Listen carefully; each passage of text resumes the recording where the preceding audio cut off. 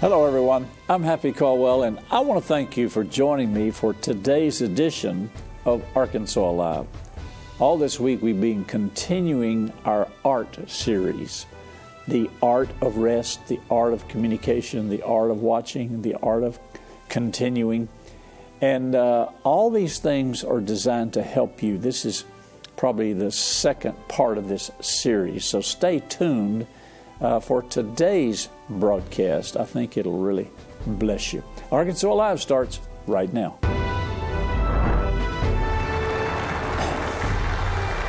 You know, in yesterday's material, we were reading about the event at the Tower of Babel. Now, keep in mind, if you're just joining us, the art of communication. An art is a skill that is learned, observed, practiced. It's something that you work at. It's an art. It's a skill that is learned. And the art of communication is so necessary. Now, I guess the best example of a great communicator would be Jesus himself. He had the art of communication. And what he said on purpose, and he would always, or sometimes he would say, verily, verily, which means this is important, listen up. He talked to his disciples in Matthew 5. He gave what we call the Beatitudes. And he told them they would be blessed coming in, going out. And in Matthew 24, what was known as the Olivet Discourse on the Mount of Olives, he told his Jewish disciples what was going to happen until the end of the age. And I have really enjoyed studying that over the last couple of years and finding out what Jesus was saying, to whom he was saying it, and when it was going to come to pass. And some of it is coming to pass as we speak. Some has already come to pass. Now, I'm just talking about before the end of the age. The end of the age hadn't happened yet. And there are some that are still trying to tell us that the vials are being opened and the demons are loosed and the horsemen are coming. No, that doesn't happen until the Great Tribulation period. The church age is what he was talking about. And of course, the disciples knew nothing of the church age. They knew nothing of a rapture of the church because Jesus hadn't taught it yet. It wasn't taught until the Apostle Paul got revelation of it.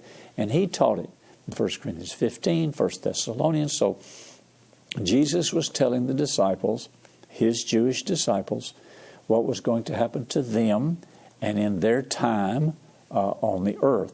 And he said these things must come to pass. He said this is the beginning of sorrows. This is not the sorrows as described in the Great Tribulation period, the desolation, the period of Daniel's 70th weeks. This is not any of those things. This is the beginning of those things. But before those things happen, the church is going to be taken out and raptured, and not to go through the tribulation, but to be removed before it begins. So here's two instances of Jesus himself as the great communicator. He's talking to his disciples in Matthew 5. He's talking to his disciples in Matthew 24. He's telling them things to come. A great communicator makes things simple. I don't know if I have this written down or not. Let me go over here and see if I have. I was reading it last night about, yes, here it is, about great communicators' leadership. Ronald Reagan was demonstrated in 5 simple words when he was running for president. This was Ronald Reagan's vision. He was known as the great communicator. No big economic theories, no political philosophy, just 5 short words: family, work, neighborhood, freedom, and peace. His fundamental belief was in the freedom of the individual. General Colin Powell said of Ronald Reagan, "Great leaders are almost always great simplifiers who cut through argument, debate, doubt to offer a solution everyone can understand." I thought that was so powerful. You don't see that today in our politicians in Washington, D.C. All you see is chaos and confusion. And I have to be careful that I don't disrespect, but anytime I see a microphone go in front of a politician, they ask him or her a question, I sit there really concentrating to hear what they're going to say. And most of the time, they say nothing. It's just a gobbledygook. It's a pat answer. It's rhetoric. It's not the answer to the question. It's not what the people of America. And have you ever thought this? I have.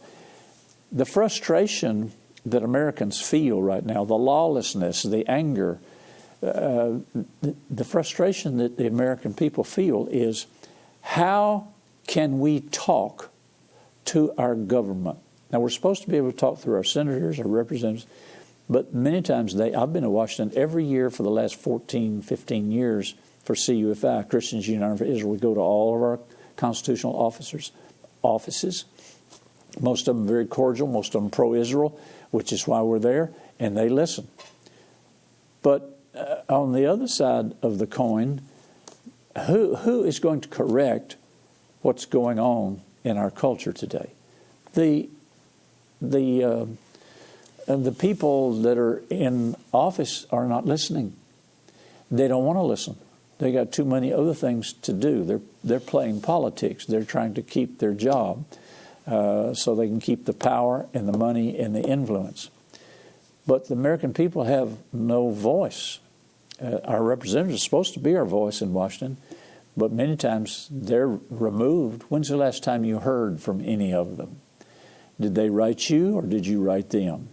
Are they keeping you abreast or not? I very seldom ever hear from any of them, and I know every one of them. But I very seldom hear from them unless they're running for re-election or unless they want you to know a particular thing. But there's no communication.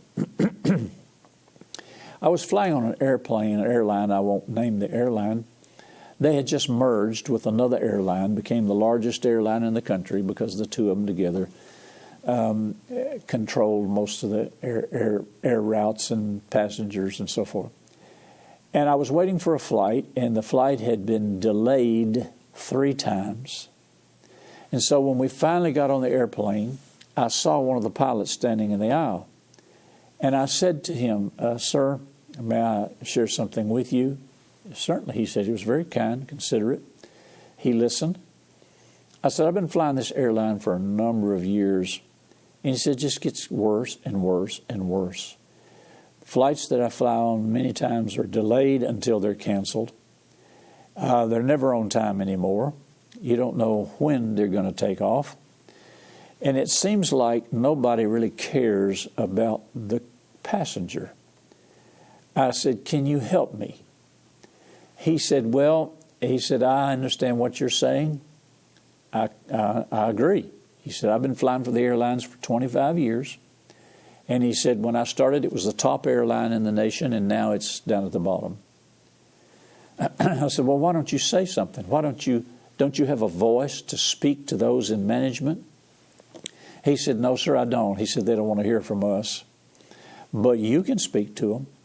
He said, "You need to email them or write them, and they'll listen to you, but they won't listen to us." And I thought to myself, that airline, if it continues this way, any airline or any business will continue to digress and fail because they're not listening to the people that are working. They're not listening to the people that are running the airline. And I thought that's kind of pitiful. And also to add to that, I have a friend who lives in a city, and he is a mechanic for one of the major airlines. Actually, one of the airlines that merged with another one. And he told me that the airline, after it merged, he said their maintenance program began to decline. He said they're overlooking things that they once took care of because, he said, the accountants are running the airlines. Not the management, not the president, not the CEO, the accountants. It's the bottom line. It's what makes a profit and pays dividends to the stockholders. That's all they're interested in. So they've had continued delays and cancellations, and they've had accidents, and they've had equipment failures. Why? because nobody at the top will listen to those that are down participating. Same thing with, I called an energy provider. The power companies that are in our area, and there's lots of them. There's co-ops, there's energy corporation, there's lots of them, and we use both here at VTN. We're signed up with one with this energy, another transmitter. We may have a co-op, and at my house I had some voltage problems, or when you lose power more than you should, and so I tried to call the main office and talk to someone about a problem. And the power company that I hired to come out and look at my generator and my air conditioning units, heating units, whatever, told me, they said, the problem you're having is due to the voltage coming into your transformer down at the bottom of the hill. He said, you're not getting regular power. It's hit and miss. It keeps blowing the fuses. And during the big freeze we had, when everybody lost something, the power company went down and talked to the linemen that were trying to restore the power, and they said, we don't understand that the fuses keep blowing, we can't get it back on. Okay, I tried to talk to somebody at the main office. You can't talk to anybody. You get a recording. There's nobody to talk to. There's nobody to give information to. And I can partly understand that with thousands of customers. It would be hard to talk to each person. Somebody can figure out a way to communicate to those that need to hear. So I called a friend that I have at the Public Service Commission, and they filed a complaint. And then I had personnel from the energy company come out and want to talk to me. So I told these three guys, nice guys, linemen, they're very knowledgeable, explained the whole situation. I said, you know the problem of the frustration that your clients, your customers have? I said, there's no communication. You can't talk to anybody. They'll come out and tell you we're going to replace your meter and it's going to cost you this much more money because we want to read your meter digital. We don't have to send somebody out. We're going to cut out and save some money. They tell you, they communicate to you what they're going to do. But they won't let you communicate with them. And over the years, I've tried to communicate with CEOs, presidents, managers, you just name it, all commercial entities. And it's very seldom that you get someone that will sit down and listen to you. You know, there are a lot of smart people in this world, and they could help some of these big corporations. But big corporations won't listen to them. They won't even listen to their own employees. Years ago, I was invited to the U.S. Army War College, and if we have time, we may get to this, to attend a leadership seminar on strategy. And we went to the battlefield lines, the Gettysburg Battle in Gettysburg, Pennsylvania. We studied the Battle of Gettysburg, and we walked the skirmish lines. And then we went into the war rooms the next day at the U.S. Army War College, and they taught us strategy, military strategy. At the end of the day, we had what they called AAR, After Action Review, and each one of us was a officer in that either Union or Confederate Army. And you had to explain why you did what you did. That's part of strategy. Strategy is not just getting from point A to point B. It's why are you getting point A to point B? What are you going to accomplish by what you did? And so they're telling us in the war rooms, here's the way the military operates. It goes from the top down. And they wanted to know how, and they didn't know I was a preacher. They invited me because I was a CEO of television networks. So they said, how do you all operate your companies? When they got to me, I said, well, what we've done, sir, and these are majors and colonels, I said, we inverted the pyramid. He said, what do you mean? I said, we want to hear from the bottom up.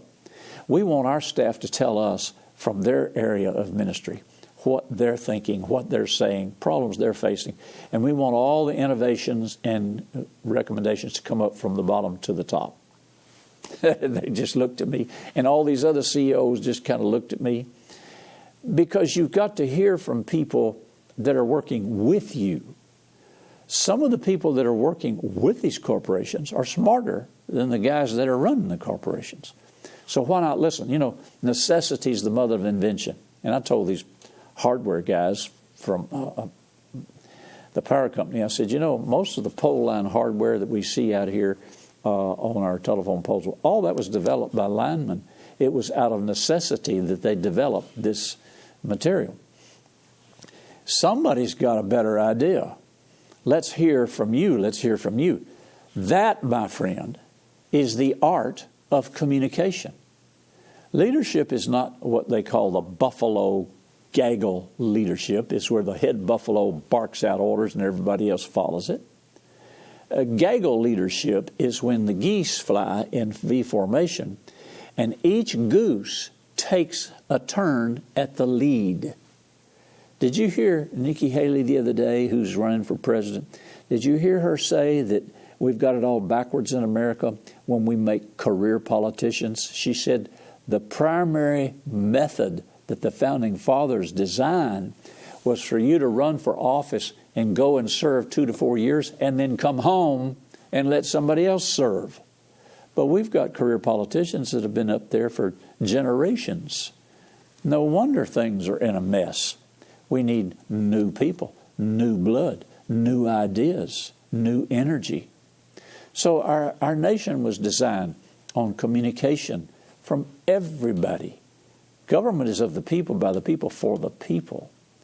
And sometimes we've forgotten that. And you keep the people squashed down and you just stay in leadership for the rest of your life. Because if you don't, you're going to lose your power.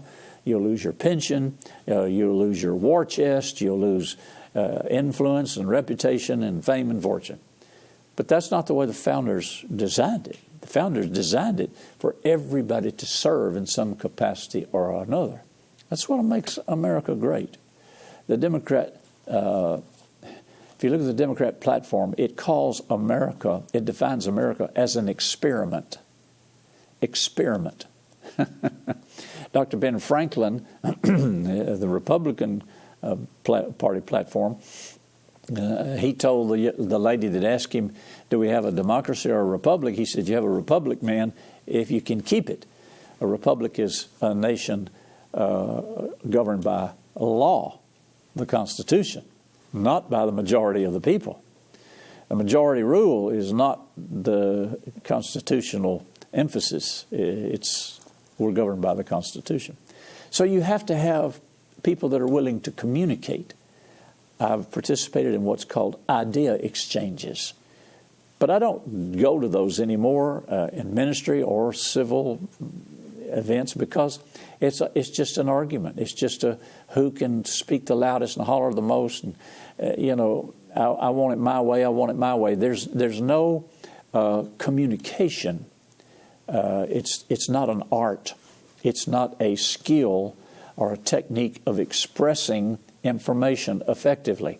Now, I stopped here reading on Genesis 11, and it said, they said, these are the people that wanted to build a tower, said, we want to make a name for ourselves. And God said, going to confound their language, because this they begin to do, and now nothing will be restrained from them what they have imagined. Why? Because of their language, because of their communication. It's easier to communicate with somebody that you're all on the same page. You're one. And here it says the people is one. And they were united. They were, all of one language, one speech. They were of all one communication. But they had the wrong motive. Their motive was to make a name for themselves. And so God says, all I have to do, now watch this. He said, all I have to do is confound their language, and it'll destroy what they have imagined to do. You reckon that's what's happened to America and other nations? We have failed to do what we've imagined to do because of the failure to communicate. We no longer have the art of communication. And everybody has their own philosophy. Everybody has their own idea. And you have to have a playbook. And this is the playbook. This is what you go by. This in the Constitution. That's what we're supposed to be doing. You have to have the art of communication. I know I have addressed the state legislatures more than once, both houses, Senate and Representatives. And I prayed about it, went up there. I was invited to pray, and then I had the word I wanted to speak to them and thank them. I went up there to thank them. When I got through, I looked out there, and they're just looking at you. And I found out later they didn't like what I had to say. They didn't appreciate me saying it. They didn't want to hear it. Some of them got up and walked out. Irreverence, disrespect. Have you ever watched these things on TV when they show them? My grandfather used to take me up to the gallery at the state capitol when I was a boy. And we'd sit up there, and he wanted me to see how a government operated. And as a boy, I tell you, I shook my head. I thought, how do they ever get anything done? They're all talking at once and hollering and screaming and whatever.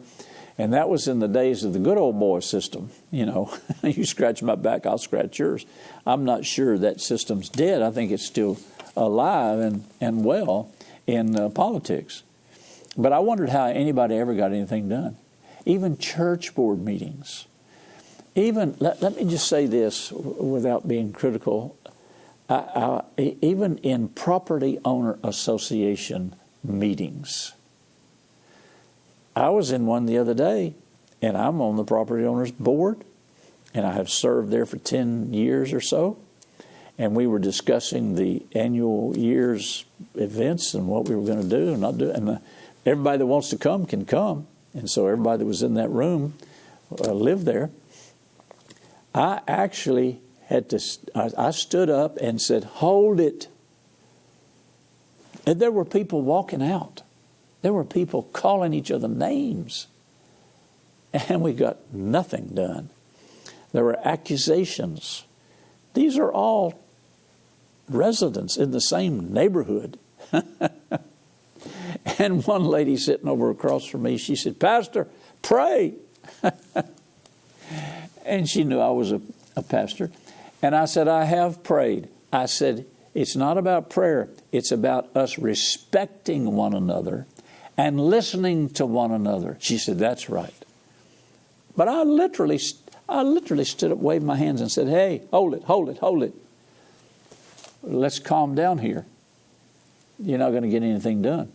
Well, you magnify that into corporate America, political America, Washington, D.C., State House, and that goes on all the time. So why can't we communicate? Everybody wants their own way. I'm not talking about compromise. They're not willing to listen to each other. You can't compromise righteousness and sin. Years ago, there was a doctrine that was trying to be enforced on the church that we must be tolerant. Now, this is what the leftists, the socialists, this is what the perverted, this is what they want you to do. They want you to accept their lifestyle and their beliefs. And they want you to respect and accept them. And they use the word tolerance. The Lord warned me years ago that this word tolerance was going to be a major battle. Tolerance. And they say, we should be tolerant of my lifestyle. We should be tolerant of what I believe. Jesus was tolerant. No, he wasn't. Not of sin, he wasn't. Jesus did not tolerate sin. He told the woman in the act of adultery, he said, go and sin no more. He called it a sin. Of course, today when you call something a sin, people can sue you because they think that that's hate speech. It's not hate speech. Jesus wasn't guilty of hate speech. He was telling the truth, and the knowledge of the truth makes you free. All of this is part of the art of communication. And you have to be willing to learn how the skill, the technique of expressing the information. Now, let's go to Proverbs 1. We're running out of time today. Let's go to Proverbs chapter 1. Let's read verses 1 through 8. And I want to deal with, before we close today, I want to deal with the purpose of the art of communication. Listen to this. The Proverbs of Solomon, the son of David, king of Israel, to know wisdom. Now, I marked these things and highlighted. This is the purpose of the art of communication. To know wisdom and instruction. To perceive the words of understanding. To receive the instruction of wisdom, justice, judgment, equity, to give subtlety to the simple, to the young man knowledge and discretion. That word discretion is defined as salutary advice. Salutary advice. This is advice coming from the wisdom of the ages, Jesus himself. Jesus has made unto us wisdom, righteousness, sanctification, and redemption. Our learning and a man of understanding shall attain unto wise counsel, to understand a proverb and the interpretation, the words of the wise and their dark sayings. In other words, referring to a dark saying, it's a dark saying because it's covered in darkness, and you have to let the light shine to it so you can understand it. The light of the glorious gospel of Jesus Christ shines unto them. That's what it says in Corinthians. When the light of the glorious gospel shines unto those that are lost, who are blinded, the Bible says, the God of this world has blinded them. But when the light of the glorious gospel, the truth of God's word, shines to them, then the dark saying is uncovered and the people can see the light. The fear of the Lord is the beginning of knowledge, but fools despise wisdom and instruction. Now listen to this. My son, hear the instruction of your father, and forsake not the law of your mother. For they shall be an ornament of grace unto your head, and chains about your neck. In other words, you shall be adorned with the gold, the silver, the finer things of life. This is the purpose of the art of communication, that we would understand, that we would have instruction, wisdom, justice, judgment, equity, the ability to communicate. I pray that you would develop that art on the inside of you. Start with your family. It says here in the family, your father is there for instruction. Your mother is there to lay down the laws or the rules, the elements of lawfulness, gentleness, and kindness. Now, we'll pick this up tomorrow. Remember to join us. Remember, Jesus is Lord of Arkansas, and where you're watching too. Send your questions, comments, and testimonies to Happy Caldwell at Post Office Box 26207, Little Rock, Arkansas 72221, or email happycaldwell@vtntv.com. Remember to follow VTN on Facebook at VTN Your Arkansas Christian Connection, and follow Happy Caldwell on Twitter at Happy_Caldwell. VTN is on Roku. Search VTN in the channel store and add us to your lineup. Today's episode is available to watch on demand at VTNTV.com and click Watch. You can also watch VTN via live stream at VTNTV.com.